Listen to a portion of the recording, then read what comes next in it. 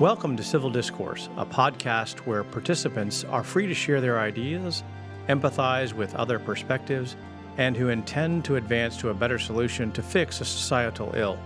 We will focus on topics that are particularly complicated. In a time where information is from sources more opinionated than ever, our mission is to find solutions and goals to accelerate the nation's progress with cultural impunity. I'm your host, Todd Furniss. Good morning and welcome to our new podcast, Civil Discourse, hosted by Todd Furniss. Thank you so much for joining today. We look forward to the conversation we're about to have, which is a little bit different, but we'll dive in just a minute. Just before we get started, as always, if you like these podcasts, please like, share, and subscribe. We're very much encouraged by the growth in our subscriber numbers, and we're looking forward to adding you to that number if you haven't already joined us. So please join and please like, share, and subscribe. Today, we have Andrew Levi with us. He's the founder of a company called PlantTAGG, and we're going to talk a little about mental health issues today and what he's doing in part to help folks address mental health issues. Andrew, good morning. How are you today? Morning. I'm great, Todd. Thanks for having me. You bet. With COVID going on, we've had a lot of issues this year with regard to mental health issues. And I don't think people really have their arms wrapped around the extent to which this has come to be. And I did some homework as I was preparing for today's conversation. I got to tell you, I was a little bit alarmed by it. They say that 36% of people are having trouble sleeping. 32% of those surveyed are overeating or have eating problems. And then we have others who have increased senses of anxiety, isolation, depression. COVID is really taking its toll. And I think the anxiety also deals with the fact of, people not knowing where the disease is taking us as a nation and the impact on the economy, jobs, their personal and economic well-being. You got into this topic from a completely different perspective in many ways. You started working on helping people with gardening. Talk about your journey, how you started that, and where you are today with it. Yeah, sure. So, I really really on this opportunity to change the success in the way that people garden and bringing a higher level of precision to the journey of gardening. It was just kind of a happenstance in working with a client that I got exposed to the information that exists on the paper printed plant tags that you would find in any potted plant that you would buy from your local garden center, and got very curious based on some other work that I had done in consumer engagement and activation and de-anonymization and kind of the data science of understanding how brands and retailers connect with prospects and clients and develop long-term relationships. And so, the further I looked into the effectiveness and really the history and background and purpose of these plant tags, I realized that it really, in my opinion, is the ultimate vehicle for creating brand awareness, developing brand affinity, while you're trying to help somebody that's just bought a living thing achieve a level of success and expectation with a plant. And, the problem with the historical method of the way that people care for plants is you go and you fall in love with a beautiful plant at a garden center and you take it home. It's kind of, people go with purpose to garden centers, but they also make a lot of impulse buys. So, you bring home a living thing and your hope at that point is, how do I care for this? What do I do with it? And so, the journey begins to try and figure out where you should plant it, how you should plant it, how do you care for it, how much sun does it need? And, when I started to wrap my head around this, being a software entrepreneur and building a lot of software over a lot of years, I really realized that this is the ultimate data science puzzle, ultimate. And there's, a quest for higher levels of precision and success and understanding and knowledge, but everything in gardening is gray. There is no black and white. There's no yes and no. There's no, necessarily right and wrong. There kind of are some fringe cases of right and wrong, but we identified 24 different attributes that contribute to the eminent success or failure of gardening. And so that's where it all started. I love the learning journey and things that I get involved in. It's oftentimes more fulfilling than the destination. And so I just immersed in it. I'll tell you, I'm not a gardener. I had a garden when I was growing up. I actually forgot about it until I got involved in this, but I've watched my wife kill plants for 25 years. She's actually perfect case study. She'll fall in love with a plant in the store, bring it home, and inevitably it's going to die. It was guaranteed. So, in some respects, seeing that, kind of repetitive, it was repetitive, but then you see people that have wild success with gardening. And so there's a, huge variance between the inexperienced and the inexperienced, and, the opportunity for improvement and, we'll call it, disruption in the space is to figure out why high success happens on one end of the tail and, imminent failure happens repeatedly on the other, and everything in between. And it comes down to one thing, as I did my, studying and research and immersion, and it comes down to data. It really does. It's kind of a cliche statement in today's world where, data is everywhere, AI and machine learning and computer science, and you just can't get away from it now. And it's, really, it's the top of mind for all business disruption, all business optimization, business transformation. It all revolves around data. But this is the ultimate puzzle, trying to untangle the mystery of Mother Nature. So you used a lot of terms of art in there, and I want to back up a little bit because I think especially there's some dynamics going on both macroeconomically and microeconomically that I think are important here that'll inform our conversation in addition to that. So we've had this big, over the last 100 years or so, 150 years in the country, this big migration from rural environments to urban environments. And I can imagine that does two things. It, one, probably encourages small-scale gardening, and also at the same time encourages agribusiness and the like. So one can imagine that there'd be an agribusiness opportunity that's likely moved down the road, which is farms and more traditional food production. And at the same time, people like me who don't know the first thing about gardening, I'm good at forgetting to water things, for example, as my wife constantly reminds me. But I think in addition to that, the quest for more and the need for more information, because as we go from one generation to another, we've kind of lost that conveyance of or communication of information from one generation to another about how to garden. So, and then you talked about two words that I know a little bit about. You talked about engagement and activation. And I think that's another big thing. So let's, back up just a second, if you could, and just give me a sense of how big you think the market is in terms of these would be consumer gardeners, or what I would call avocational gardeners. And I presume that's where your target market is, but please correct me if I'm wrong there. And then talk a little bit of how you get them over that hump, how you get them engaged and how you get them activated, and then circle back to the implications of that for mental health. Sure. Yeah. So a lot of facets to the question, the statement. So how do you get gardeners engaged? Well, let's talk about target market first. That was kind of your first part of the question. The target market for what we're doing really starts with the fact that there's 190 million homeowners in the United States. Everybody with a home has plants. They may just have turf grass. They may have, a smattering of shrubs, a couple of trees, but they have living plants that they've got to care for. And then there are homes with very lavish landscaping. And then you overlay it on top of that, you've got the DIY people, the people that want to do it themselves, that enjoy cutting their grass and choosing their plants and planting and watching things grow.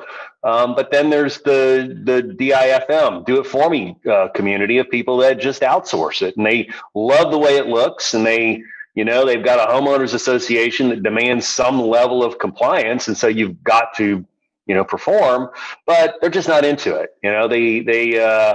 A lot of us had grandparents that were into gardening and had, everything from farms to rose gardens and so on. And, I believe a lot of that got lost in the last 2 generations as we've gravitated towards a demographic that is fueled by instant gratification.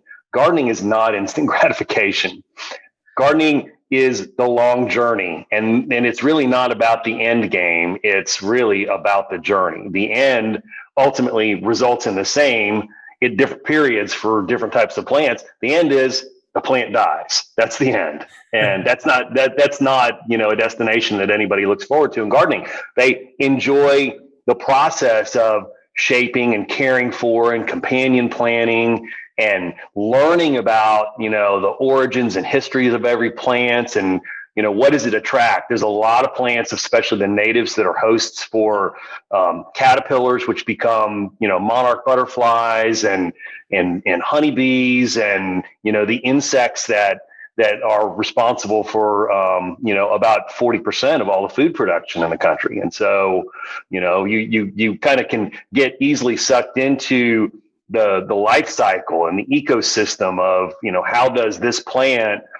make a really small contribution, not just producing oxygen, but, as a stopover and food for other things that produce the food that we eat. It's in a very, very, very critical part and important part of the human life cycle. So, one thing I think, and I'll talk about activations and engagement in a minute, but, one thing I think that, the evolving generations are getting more conscious of the environment. There's, obviously there's a lot of talk about, green energy and, a reduction in fossil fuels and, carbon gases and emissions. And, the next generation has grown up at least consciously aware of, that being an issue, wherever you sit on the matter.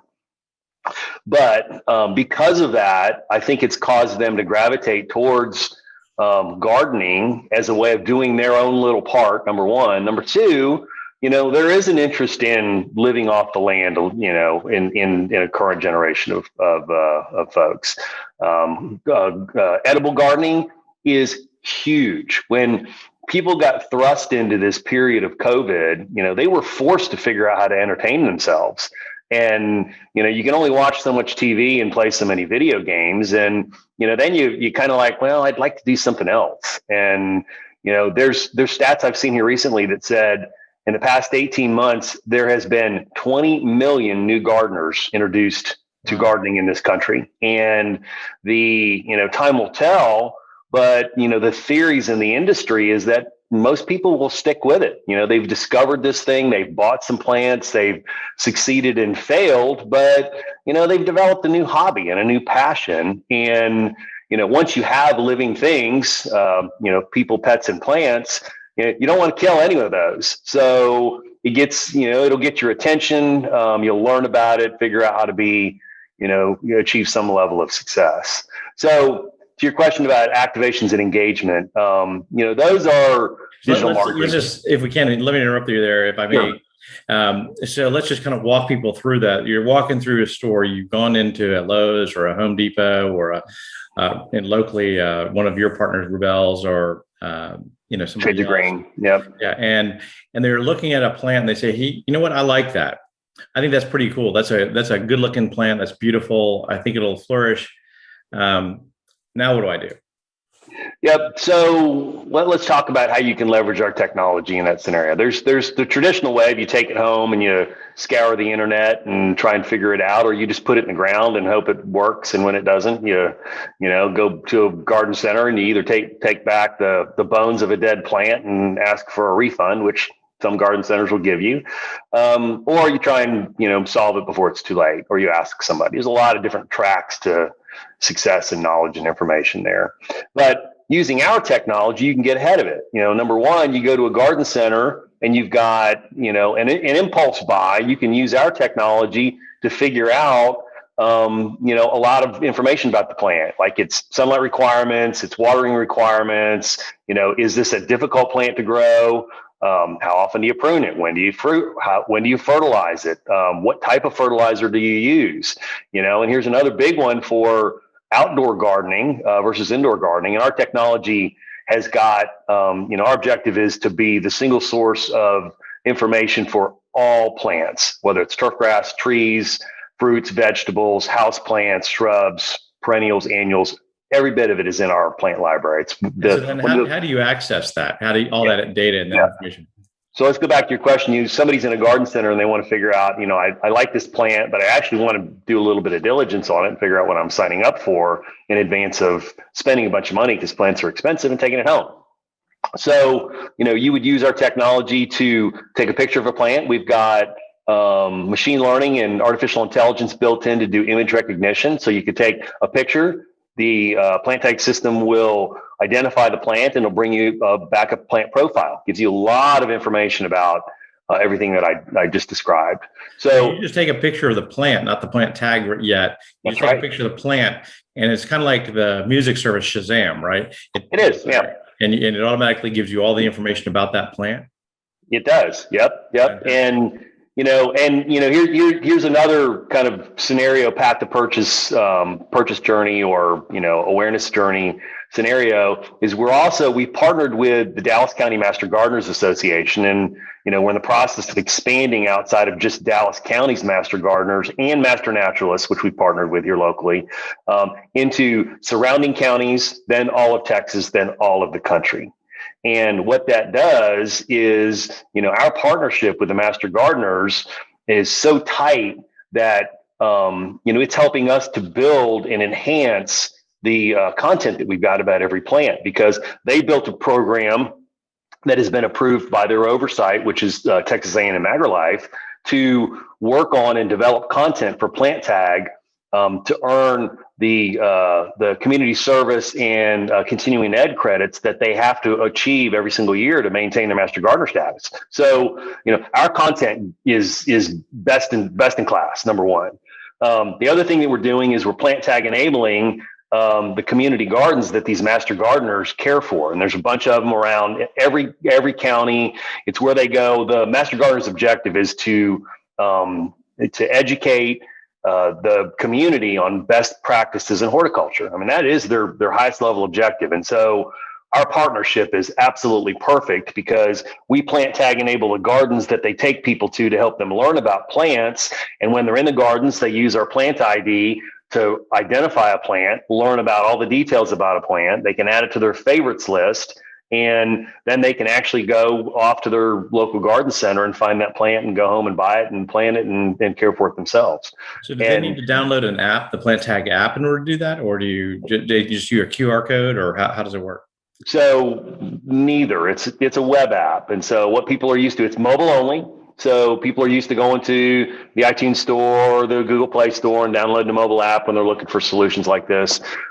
We decided that we were going to build a web app, which is lightweight. There's no credentials. It credentials itself by using a token on your phone.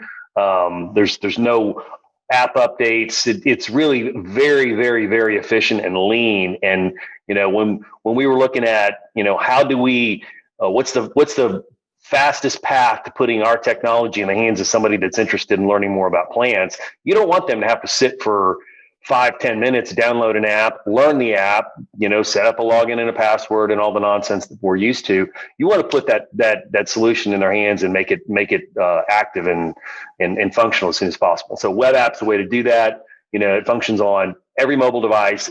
It's all responsive, but all you've got to do is text plants to 46376. And it'll take you through a wizard that adds an icon to your desktop. It looks and behaves just like a mobile app you downloaded from one of the app stores, and off you go. It walks you through setting up your yard. You put your address in. It's just really very powerful technology. Once you put your address in, two things happen.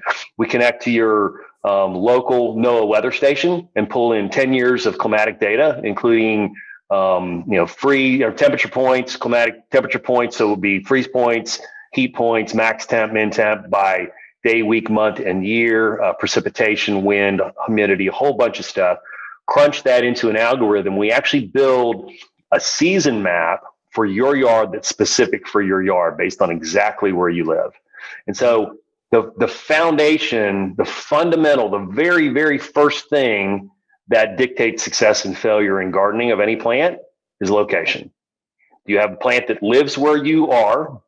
And how do you care for that plant based on exactly where you live, which has to do with climatic, peak temp and min temp and, first freeze and last freeze, native soils, which you can amend to get the soil chemistry that you're looking for, but native soils, native pH, and some things of that nature. It's all extremely critical in the success of gardening. And that is the magic and the foundation of PlantTAGG is we start understanding where you live. We build this season map that is built precisely for your yard. Then the next step in setting up a yard would be to set up microclimates, which we call zones.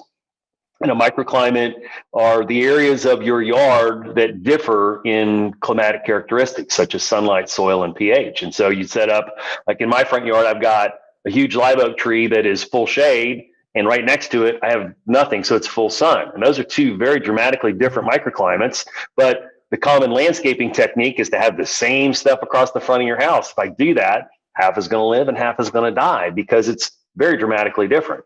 So, you set up microclimates for your house plants inside your house, your potted plants, everything.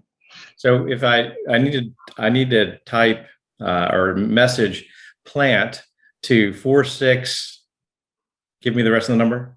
Plants, plural, okay. To 46376. Text message. You're going to get a text response back from that with a link. You click on the link and it walks you through the wizard. Got it. Okay. And then you can go in and use that to point and click at plants that you like in the store. And you can use it also for your home by entering in the critical data you just mentioned, your location, and that'll give you guidance on what to do for your yard. Yep. We've also got a new landscaping feature. It'll help you do some basic landscape design. We've got templates in there. If you want to build a vegetable garden or a pollinator garden, you can choose one of those templates. It's got a list of plants that all work with that template. They've got the prescribed sun and soil chemistry for that landscape template and design to work. It'll help you dimension things. You do a 3x5 vegetable garden. It'll tell you exactly how many bags of 2 cubic feet soil and mulch you need, and helps you with edging and irrigation and so on. So have you done any or got any either anecdotal or empirical data back that tells you, or just any form of feedback whatsoever that tells you how folks are reacting to using PlantTAGG and your technology to not only garden, but how their mental health states may have improved or changed while using it? Well, our engagement rate is very high. Let's just start with that. Back to marketing metrics. You want to know how many people, see your awareness. Our methods of teaching people that PlantTAGG exists, and then actually take some action and do something, which would be the text plants to 46376. That is an activation. If you go to a community garden, the activation is different. It's text leaf, which takes you directly into plant ID, but those are activations. So, we measure, being, good data people that we are, we measure everything. We want to know, the number of unique users, the engagement rate per user per month. We want to know, the average engagement time. And I also want to know interesting things like, how many zones do people set up? Do they build one zone and put all the plants in their whole yard in one zone? Or do they actually use the microclimate feature and set up multiple zones? So the average number of zones is an important metric that we look for. We're looking for user growth. I want to know how many plants people have put in, in the system in their yard. And so, if you think about, I know the origin of the question had to do with mental health and usability, but, if you think about the implications of us having, let's just say 1 million gardeners across the United States all using PlantTAGG, I will know precisely what species of plant is planted in every single yard across the country. I end up with a heat map that will be the most precise understanding of where plants live and where plants die. I also know, as people go through winter and then go back into spring and into summer, I know what plants they take out of zones. People take plants out of zones for one reason, and that's because they either decided they didn't like them or they died. And so, because of that, I can extrapolate and understand, somebody planted something in Dallas, Texas. It doesn't belong in Dallas, Texas. There's a trend towards direct to consumer plant sales, where you can literally buy any species of plant that you want for the most part and have it mailed to your door. Well, that's a good and a bad thing. There's a huge convenience factor, but plants don't do well in shipping. They don't like airplanes and trains and trucks. And, the other thing is you end up with non-native, non-adaptive species, which basically means you're going to be care challenged.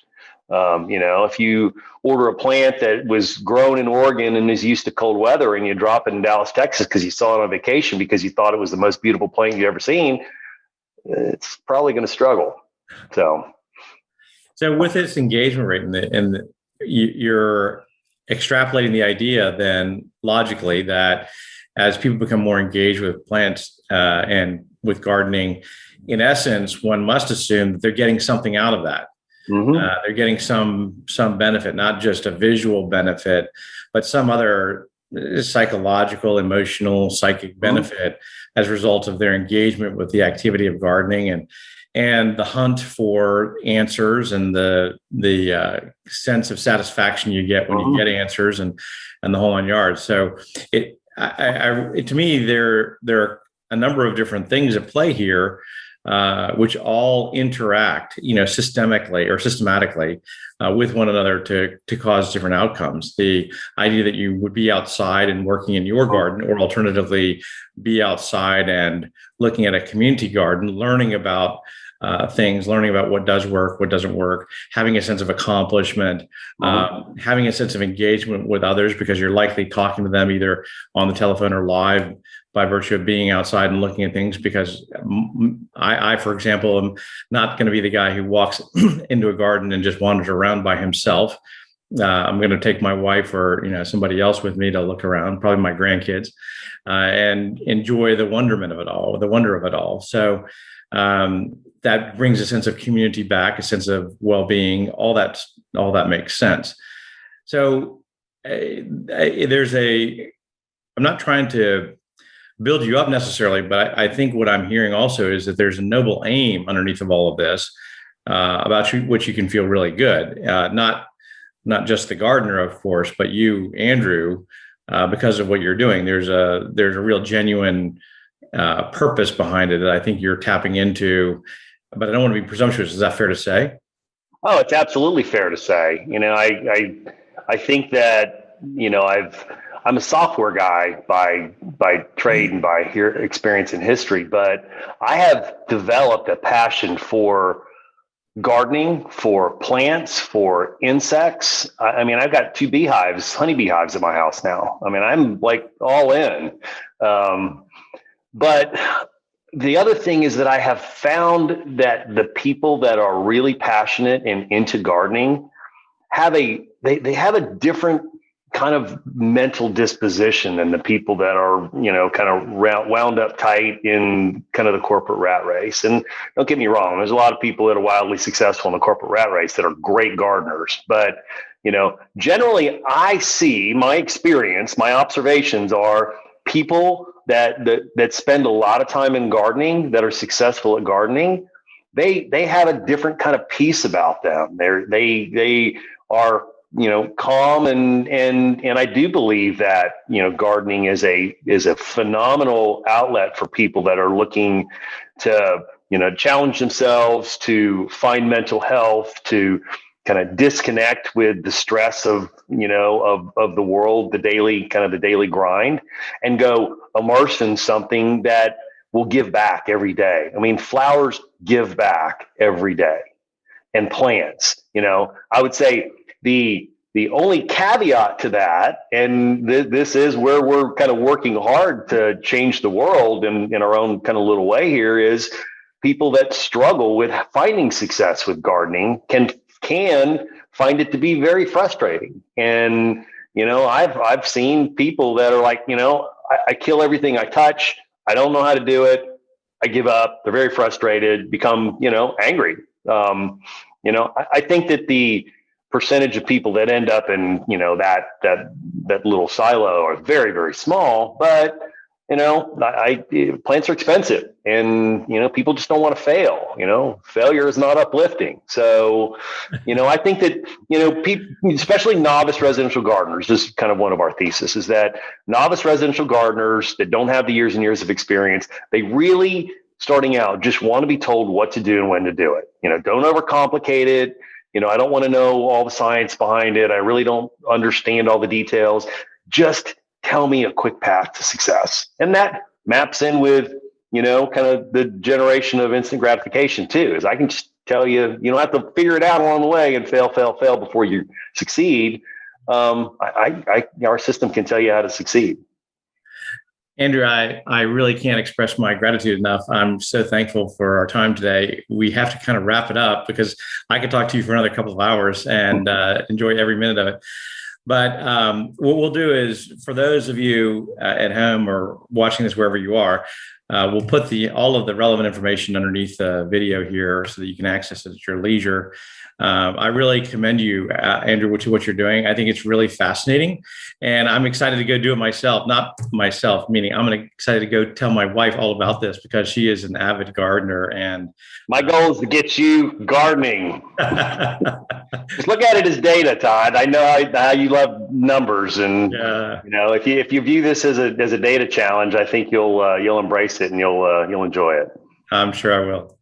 Well, thank you so much for your time today. As always, just a reminder, if you enjoy the video, please like, share, and subscribe. And once again, thank you to my fantastic guest, Andrew Levi. Thanks for watching this week's episode of Civil Discourse.